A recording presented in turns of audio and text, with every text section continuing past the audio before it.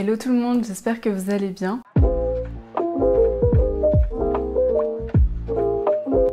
Aujourd'hui, j'avais envie d'aborder le sujet de l'alimentation intuitive.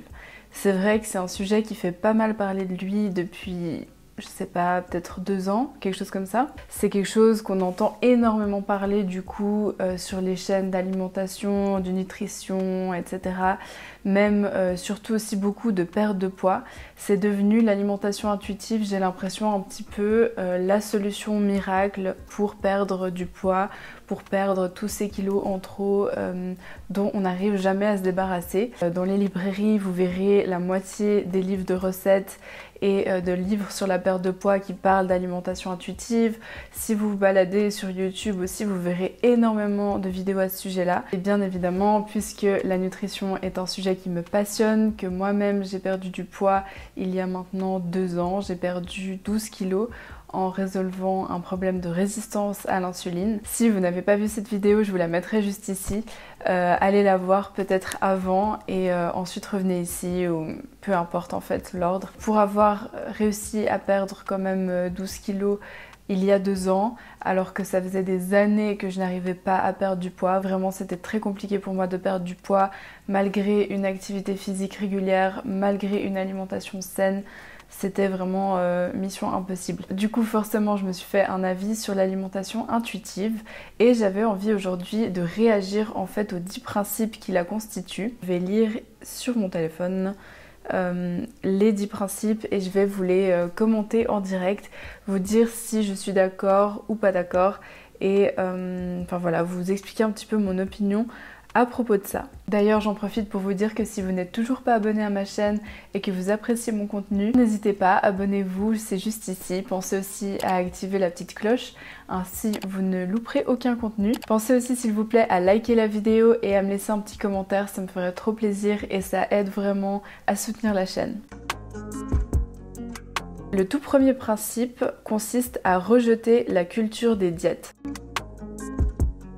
Je suis d'accord. Honnêtement, je pense qu'en 2022, la plupart des gens ont compris que les régimes, les diètes, donc tout ce qui se situe en fait dans la restriction, je pense typiquement au fait de ne pas consommer de graisse, donc d'éviter de cuisiner son poulet avec de l'huile au fond de la casserole et plutôt juste de le cuire à l'eau, de faire tous ses légumes à l'eau, de se restreindre dans les quantités, de calculer ses calories, de restreindre ses calories. Tout ça, je pense qu'on a compris, ou j'espère en tout cas que la plupart des gens ont compris que ça ne fonctionne pas. Pour moi, c'est vraiment synonyme de stress. Ça va juste stresser votre corps, ralentir votre métabolisme et sur le long terme, ça ne sera vraiment pas efficient pour une perte de poids et une santé optimale. Bien évidemment qu'une fois que vous aurez un métabolisme ralenti, vous allez avoir plein d'autres problèmes. Notamment, vous avez de fortes chances de déclencher des problèmes hormonaux. Vous pouvez dérégler votre thyroïde par exemple, diminuer drastiquement la quantité d'œstrogène dans votre corps. Si vous êtes une femme, vous pouvez par conséquent perdre vos règles. Vous pouvez devenir infertile, vous pouvez avoir toute une panoplie de problèmes. Si vous êtes carencé en nutriments, que vous ne mangez pas suffisamment, que vous vous restreignez, etc. Vous pouvez vous retrouver déminéralisé, donc ne pas avoir suffisamment de nutriments et de minéraux dans le corps. Et ça, évidemment, c'est très dangereux pour la santé. Le deuxième principe, c'est d'honorer sa faim. Alors ça aussi, honnêtement, je ne peux que être d'accord avec ce principe-là. Par contre, j'aimerais ajouter une petite subtilité que justement je reproche en fait à ces principes d'alimentation intuitive, c'est qu'on ne part pas tous sur la même base physiologique. Donc typiquement, si vous avez une résistance à l'insuline, une résistance à l'insuline, c'est quand en fait vos taux de sucre sont complètement en montagne russe dans votre sang. C'est la problématique que je rencontrais encore il y a 3 ans pour ma part. Et c'est une problématique qui concerne énormément de gens et qui ne sont pas forcément conscients de ça. Ma maman qui est micronutritionniste et qui consulte tous les jours maintenant depuis 15 ans voit énormément de patients qui ont cette résistance à l'insuline. Et le fait d'avoir des taux de sucre dans le sang qui sont constamment trop élevés et qui ne redescendent jamais dans la norme, eh bien c'est ce qu'on appelle un dérèglement hormonal, puisque c'est l'insuline qui est à la base de ce dérèglement et l'insuline est une hormone et du coup ça va vraiment avoir des impacts sur notre physiologie. Donc les personnes qui ont cette résistance à l'insuline ont généralement tendance à avoir constamment faim, à avoir des appels au sucre bien plus qu'une personne qui a des taux de sucre réguliers. C'est aussi des personnes qui ont de la peine à se sentir rassasiées, à vraiment ressentir leurs sensations de faim et de satiété comme une personne fonctionnelle, on va dire. Et du coup, pour ces personnes-là, le fait d'honorer sa faim, comme le mentionne le deuxième principe, eh bien, ce sera un peu compliqué. Parce que si on honore sa faim alors qu'on est déréglé hormonalement, physiologiquement, eh bien, on ne va pas pouvoir être dans un corps dans lequel on se sent bien, avec un poids sain, etc. C'est pour ça que j'aimerais nuancer ce deuxième principe. Honorer sa faim, oui, à condition que vous n'ayez pas un dérèglement hormonal et physiologique. Et donc pour moi, la solution, ce serait plutôt de régler ce problème de résistance à l'insuline. Et si vous ne savez pas comment faire, je vous invite à faire un petit tour sur ma chaîne parce que je parle énormément de glycémie, de taux de sucre dans le sang, de résistance à l'insuline. N'hésitez pas à aller faire un tour sur toutes ces vidéos. Vous pourrez du coup réaliser que c'est totalement accessible et faisable de régler ce problème. Une fois le problème résolu, vous allez juste revivre parce que vous allez retrouver des sensations de faim, de satiété. Et à ce moment-là, vous pourrez du coup écouter votre corps, honorer votre faim et appliquer vraiment ce qu'on appelle l'alimentation intuitive. Le troisième principe, c'est de faire la paix avec les aliments. Autrement dit, manger tout ce que l'on veut. Alors là, je suis mitigée. En fait, j'ai l'impression que l'alimentation intuitive, ça parle beaucoup notamment aux femmes ou aux personnes qui ont souffert de troubles du comportement alimentaire, qui ont connu énormément de restrictions, que ce soit justement le fait de ne pas manger, de moins manger, ou de faire des crises de boulimie, d'hyperphagie, etc. Et j'ai l'impression que ça libère en fait les personnes ayant souffert de ça d'un certain poids et de pouvoir comment dire, lâcher prise et résoudre leur surcontrôle qu'elles avaient face à l'alimentation. D'un côté, je trouve ça bien, mais d'un côté, je trouve que c'est un peu partir dans une extrême. C'est comme justement, je vois sur les réseaux sociaux pas mal de femmes qui ont souffert d'anorexie ou de troubles du comportement alimentaire, qui sont passées totalement dans une autre extrême. Selon moi, les extrêmes ne sont jamais bonnes, que ce soit d'un côté ou de l'autre, à vouloir manger le 100% du temps sainement et avoir un contrôle extrême sur son alimentation, ou que ce soit de l'autre côté et qu'on se dise en fait mais rien à... Et du coup on fasse même plus la part des choses entre le fait de se nourrir ou le fait de se faire constamment plaisir avec des aliments qui ne sont vraiment pas bons pour nous. Et ça, il faut pas l'oublier, il y a vraiment des aliments qui ne sont pas bons pour le corps humain. Je veux dire, tout ce qui est transformé, tout ce qui est surfait, qui est industrialisé, qui n'est pas naturel, qui n'est pas brut, c'est des choses qui ne sont pas bonnes pour nous. Tout comme le fait de ne pas manger des assiettes et des repas équilibrés la plupart du temps, je ne dis pas tout le temps, mais le 80% du temps. Ce n'est pas sain non plus pour notre corps, pour nos hormones, pour notre glycémie. Tout ça, c'est souvent la cause de nos soucis de santé quotidiens. Donc pour moi, c'est vraiment quelque chose à ne pas oublier. Donc manger tout ce que l'on veut, je ne suis pas d'accord. Moi, on devrait rester dans cette règle des 80-20 et vraiment le 80% du temps avoir vraiment une alimentation équilibrée avec des bons nutriments qui sont bons pour notre corps. Et vous verrez que si vous avez vraiment cette approche-là de vous faire du bien en fait et puis de vraiment vous nourrir, de voir l'alimentation comme quelque chose qui vous nourrit et qui vous donne de l'énergie, eh bien vous allez voir que automatiquement vous allez vraiment apprécier manger sainement. Et personnellement, je reviens très très vite à mes habitudes après avoir mangé un peu n'importe quoi le temps d'un week-end parce que j'étais en vacances, parce que j'étais invitée. Je reviens très très vite à mes habitudes. C'est vraiment tout naturel et automatique pour moi, parce que j'ai ce besoin en fait de me faire du bien. Et voilà. Le quatrième principe, c'est de cesser de catégoriser les aliments. C'est-à-dire de catégoriser certains aliments comme bons alors que d'autres vous les catégorisez comme mauvais. Honnêtement, pour moi, ça rejoint un petit peu le point précédent. Je ne suis pas totalement d'accord avec ça parce que si on part du principe que quelque chose de comestible, donc qui se mange, est égal à tous les autres, je ne suis pas d'accord.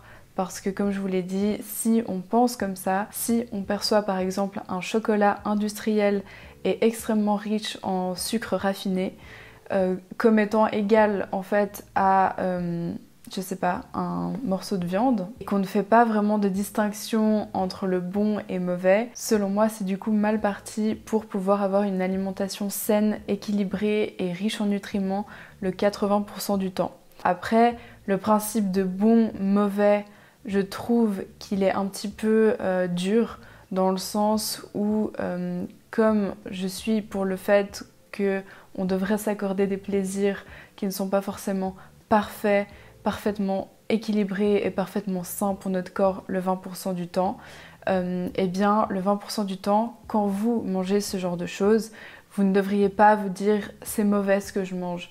Parce que je pense aussi que l'énergie et les intentions dans lesquelles on raisonne vont impacter les effets sur notre corps. Je suis convaincue, intimement convaincue, après ce n'est que mon avis, mais que si vous mangez, je sais pas moi, une pizza, un paquet de chocolat industriel et plein de sucre, si vous le mangez avec plaisir, sans culpabilité, sans frustration, et que vous savez juste que ça fait partie de votre 20% du temps, je suis sûre que ça passe comme une lettre à la poste. Alors que si vous mangez la même chose avec un état d'esprit de culpabilité, je le fais mais je sais que c'est mauvais, je sais que c'est mauvais pour mon corps, que ça va pas passer, que ça va me faire mal au ventre, que je vais pas le digérer, que demain je vais prendre 1 kilo sur la balance, ce genre de choses, là je suis convaincue que c'est ce qui va vraiment se passer. Donc voilà, pour moi, cette notion de bon, mauvais, je ne suis pas fan. Néanmoins, je ne mettrai pas tous les aliments sur le même pied d'égalité. Le 5e principe, c'est de découvrir le plaisir de manger. Alors là, on parle de se poser des questions lorsque l'on mange, du genre est-ce que c'est sucré, est-ce que c'est salé, quelle est la texture, est-ce qu'elle est crémeuse, est-ce qu'elle est croquante, et ça, honnêtement, je pense que c'est un super principe. Ça permet en fait vraiment d'être présent dans le moment, d'être connecté à notre nourriture, ça permet de manger plus lentement et vraiment en fait d'être conscient. Et pour moi, le fait d'avoir du plaisir lorsqu'on mange, c'est très très important. Je suis la première qui ne pourrait vraiment pas manger de manière mécanique, sans goût, sans plaisir, sans texture, sans croquant. Enfin vraiment, ce serait super triste pour moi. Je pense que si on n'a pas de plaisir quand on mange, on est plus propice à se jeter sur n'importe quoi plus tard dans la journée ou d'être vraiment dans la résistance et ça c'est pas bon. C'est pas bon parce que ça prend énormément de charge mentale. C'est pas le but de constamment en fait devoir se battre contre des pulsions, contre des envies. Je veux dire, la vie est déjà assez stressante comme ça. Vous avez déjà assez de choses à gérer dans votre vie sans que tout ça, ça prenne énormément de charge mentale et de résistance. Donc voilà, pour moi, c'est vraiment important d'avoir du plaisir et ça permet en fait de finir le repas sur une note de satisfaction. Je sais que quand je prends le temps de manger, quand je me pose des questions sur les textures, vraiment quand je suis consciente avec ma nourriture, une fois que j'ai terminé mon repas, je suis bien, je suis satisfaite et voilà, je peux continuer ma journée jusqu'au prochain repas. Et pour moi, c'est quelque chose qui est totalement libérateur. Le 6e principe, c'est de considérer sa sensation de rassasiement. Donc là, encore une fois, je ne peux que être d'accord. Vous vous sentirez jamais bien si vous allez au-delà de votre sentiment de satiété. Ça débouchera forcément sur un sentiment de frustration, de culpabilité, de flagellation. Et tout ça, c'est pas bon, vraiment pas. Pour avoir un rapport sain à son corps et à la nourriture, c'est compliqué de ressentir ce genre d'émotions. Donc je vous invite vraiment à prendre le temps, ça fait un petit peu écho au principe précédent, prendre le temps de manger, prendre le temps de vous cuisiner des beaux plats qui vous font plaisir et vraiment d'être pleinement conscient avec votre nourriture lorsque vous mangez, de manger lentement, d'apprécier les textures, etc. Et d'être vraiment attentif à votre sensation de satiété. Sachez que pour ressentir un premier sentiment de satiété, je crois qu'il faut entre 15 et 20 minutes, sauf erreur, à l'estomac en fait pour vous envoyer un signal « ok, là je commence à être bien ». Donc forcément que si vous avalez votre plat en 5 minutes chrono, vous n'allez pas encore ressentir ce sentiment de satiété, alors que si vous l'aviez mangé dans la même quantité, mais plus lentement, avec plus de conscience, eh bien ça vous aurait suffi. Donc voilà, je pense que tout le monde s'est déjà fait avoir par le fait de manger trop vite, se resservir directement après et finalement d'avoir cette sensation d'avoir trop mangé et on n'est juste pas bien en fait. Après honnêtement je pense que ça arrive à tout le monde de temps à autre, ça m'arrive encore aujourd'hui de manger trop. Je veux dire, on n'est pas tout le temps 100% conscient de notre nourriture. Des fois, on est avec des gens, donc voilà, si on parle, on a des fois moins d'attention sur nos sensations de satiété. Aujourd'hui, on mange beaucoup devant la télévision, devant YouTube, devant les ordinateurs, les téléphones, donc c'est aussi compliqué d'avoir cette attention. Donc moi, la première, ça m'arrive de temps en temps encore de manger trop et tout d'un coup de me dire « oh », de me faire un peu avoir. Mais l'important, c'est que ça ne vous arrive pas tous les jours et que quand ça vous arrive, vous ne culpabilisez pas et que vous voyez ça comme un apprentissage, de vous dire « ah bon, ben là, je me suis fait avoir, alors comment je vais faire la prochaine fois pour que ça ne m'arrive pas à nouveau ?» Parce que c'est vrai que cette sensation d'avoir trop mangé, elle est inconfortable, elle me fait pas me sentir bien. Sachez aussi qu'il faut faire la différence entre avoir trop mangé ou être bien rassasié. Moi qui suis plutôt pour le fait de manger 3 gros repas dans la journée au lieu de manger tout le temps, très régulièrement, des petites quantités, un petit peu grignotées par-ci par-là. Si vous optez pour ces 3 gros repas par jour, forcément qu'ils doivent être nourrissants. Donc une fois que vous les avez terminés, vous devez sentir que vous avez mangé. C'est totalement normal après manger d'avoir le ventre moins plat qu'avant. Et ça c'est quelque chose pour lequel on doit un petit peu se reconditionner parce que j'ai l'impression qu'on sacralise un petit peu le fait d'avoir le ventre plat, etc. Et qu'en fait c'est juste pas naturel d'avoir le ventre hyper plat et de se sentir toute légère après avoir mangé. Ça, c'est le signe que vous n'avez pas assez mangé. Donc voilà, attention de faire quand même la distinction entre être bien rassasié ou avoir vraiment trop mangé. Et je vous promets que si vous vous sentez bien rassasié, vous n'allez pas prendre de poids. C'est vraiment une fausse information de votre cerveau, de faux conditionnements que vous avez de penser que vous allez prendre du poids si vous vous sentez bien rassasié et que vous sentez que vous avez vraiment quelque chose dans l'estomac. Le 7e principe, c'est de vivre ses émotions avec bienveillance.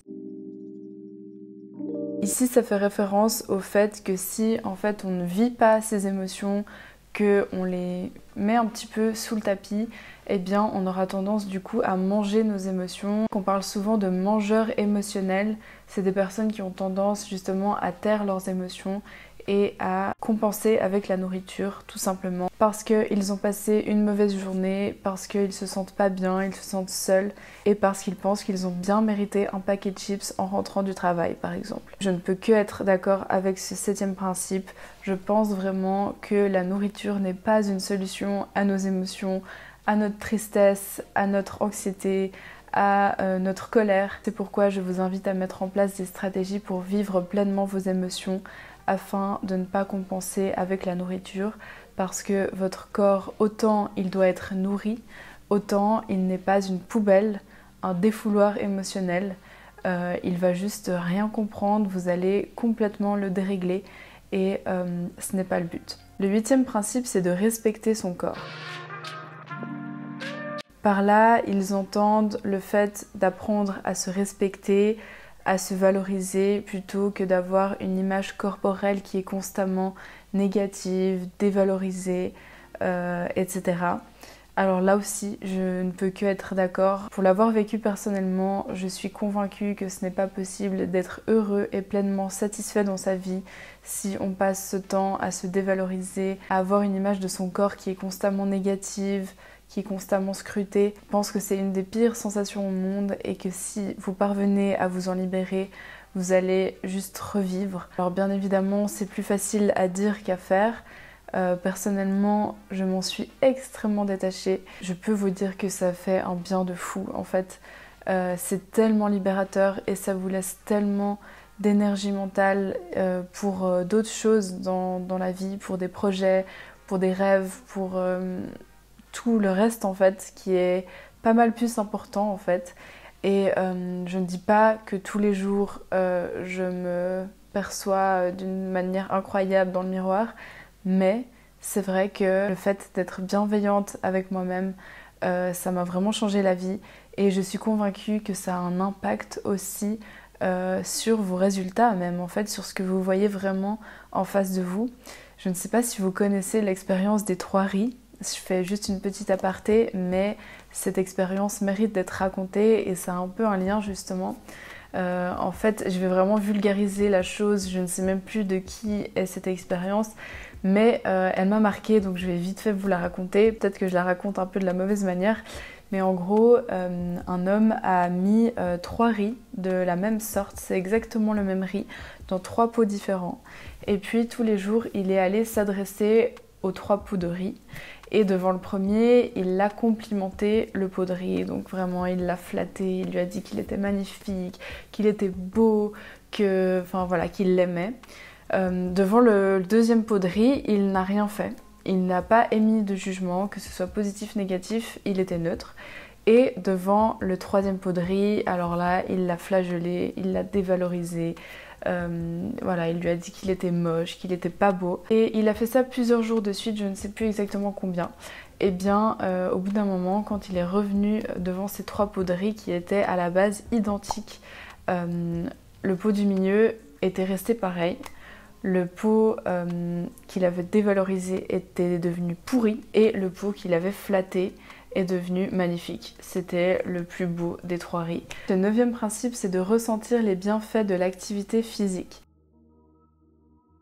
Plus particulièrement, il parle ici que le fait de faire du sport simplement pour brûler des calories, ça ne marche pas. Que l'activité physique n'a pas le même effet chez tout le monde. Si on fait du sport que pour perdre du poids, ça ne va pas durer. Mais que si on le fait parce que ça nous fait du bien et qu'on se sent bien après l'avoir fait, c'est une autre chose.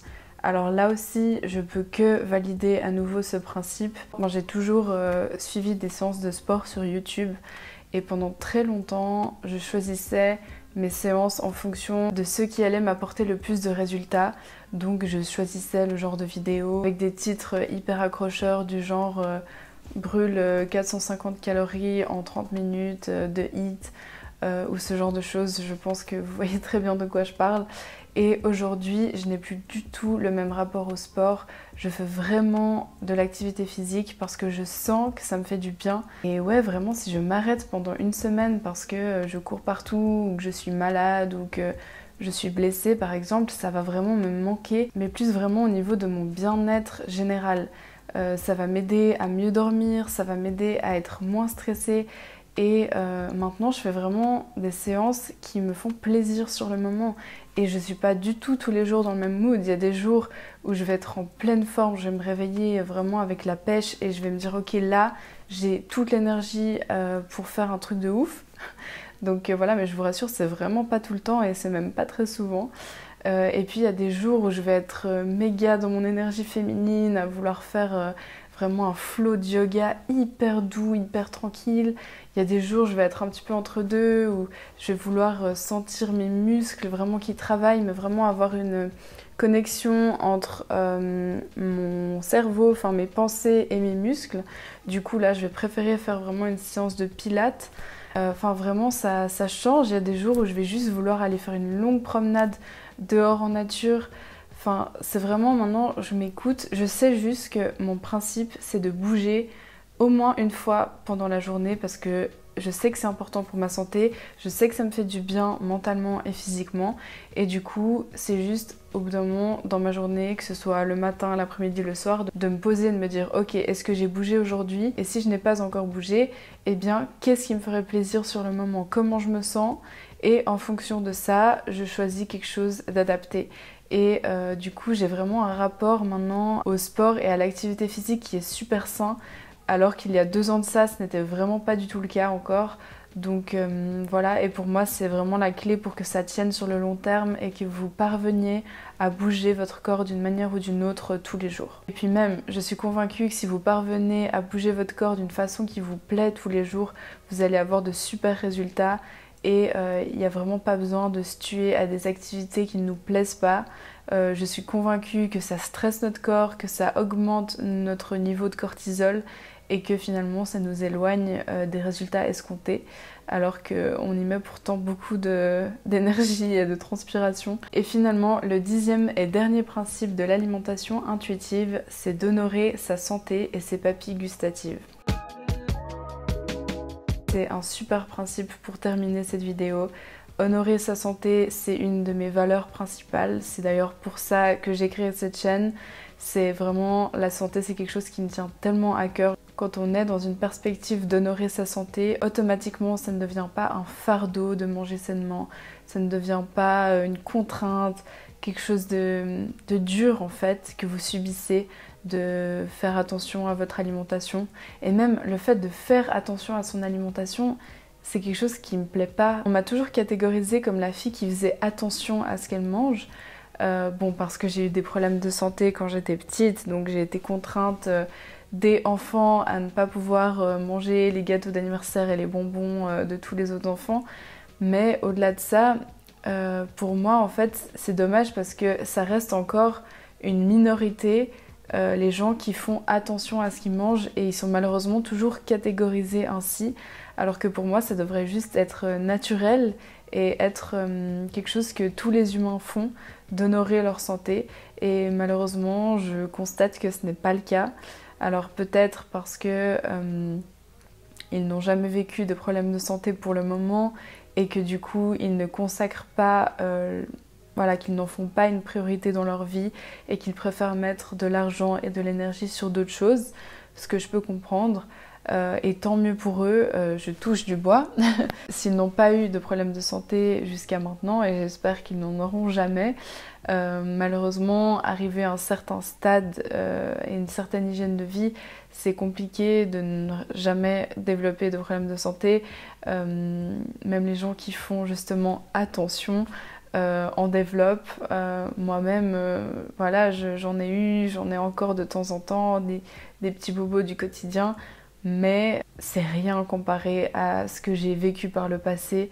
J'ai vraiment pu me guérir d'une façon miraculeuse grâce à l'alimentation. Et je pense que c'est ce qui fait qu'aujourd'hui, la santé est une valeur hyper chère à mes yeux. Donc voilà, chacun son petit bout de chemin, chacun ses priorités. Mais j'imagine que si vous regardez cette vidéo, c'est que comme moi, la santé fait partie pour vous d'une de vos valeurs principales et que c'est juste important pour vous. Et c'est pour ça que vous prenez le temps de regarder mes vidéos, de vous éduquer à ce sujet. Je peux que vous encourager à continuer et à ne pas prêter attention aux gens qui vous considèrent comme la personne un petit peu boring, qui fait attention à son alimentation, parce qu'en fait vous avez juste raison, vous honorez votre santé et c'est magnifique. Donc je peux que vous encourager, on peut que se soutenir là-dedans et espérer que dans quelques années ça devienne une norme et qu'on soit plutôt en train de catégoriser les gens qui ne font pas attention à leur alimentation. Et quand je dis attention à leur alimentation, ce n'est pas attention à leur ligne ou attention au fait de manger très peu, de manger des choses peu caloriques. Il y a vraiment une distinction importante entre les deux. Se restreindre au niveau des calories, éviter de manger des graisses, éviter de manger des protéines. Ce n'est pas honorer sa santé selon moi.